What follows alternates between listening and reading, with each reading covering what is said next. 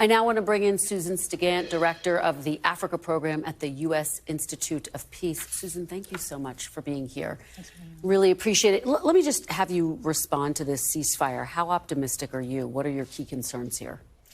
Well, I think it's encouraging that there's a move to try to silence the guns. We're seeing a pretty horrendous humanitarian situation develop in Khartoum at the moment and other parts of the country where the fighting's taking place. But I think people are nervous. As you talked about, there have been numerous attempts already. So there's, I think, hope. But it will be important to get very concrete about what the cessation of hostilities looks like. So in concrete terms, who needs to stop fighting? Where do lines need to be drawn? Where do people need to be pulling back? And to ensure that it's being communicated to those who are on the front lines as well. And you were just there. You were just in Sudan.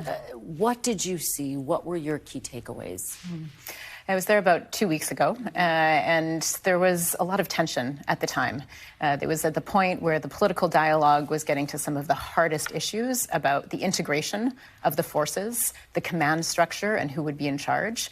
And already there was deployment of some of the rapid support forces into Khartoum and an increase of those forces, as well as deployment of heavy tanks and machinery. And so there were signs that things were tense. I think everybody believed that they would posture and step back. And that didn't happen. This is now a country that many believe could be on the brink of a civil war. What needs to happen to prevent that from happening?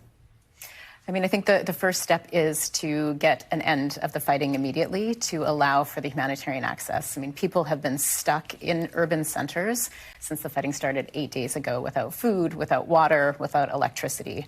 And we're seeing a mass exodus of people. 60,000 people arrived into Port Sudan on the east coast today. People are fleeing to Egypt. People are starting to flee across the border to Ethiopia. And so that really needs to be the first order priority. Is there a country you think that could best serve as mediator in this instance? I think it's going to take a collaboration across various countries. The United States is an important partner. The countries in the region have stepped forward and said that they wish to mediate and want to see an end to the violence.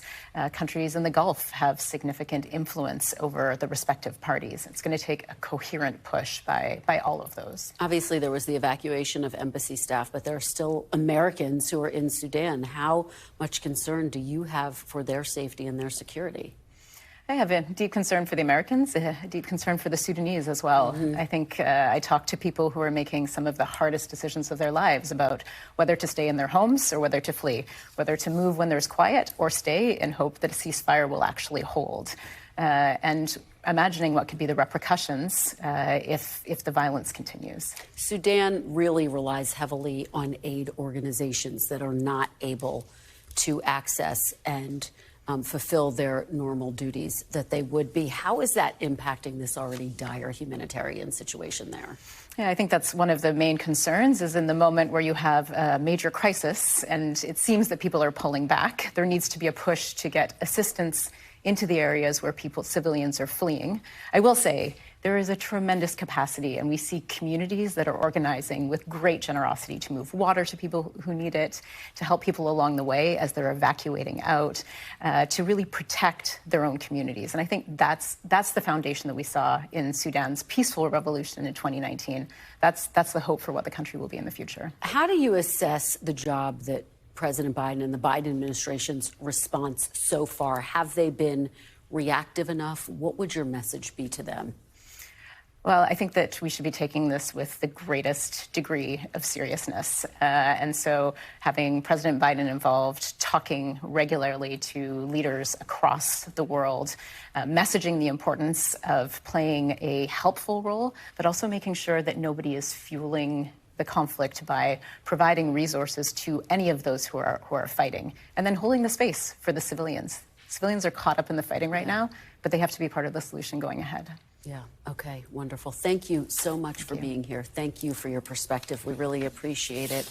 Susan Stigant, really appreciate all of your information. Thanks for watching our YouTube channel. Follow today's top stories and breaking news by downloading the NBC News app.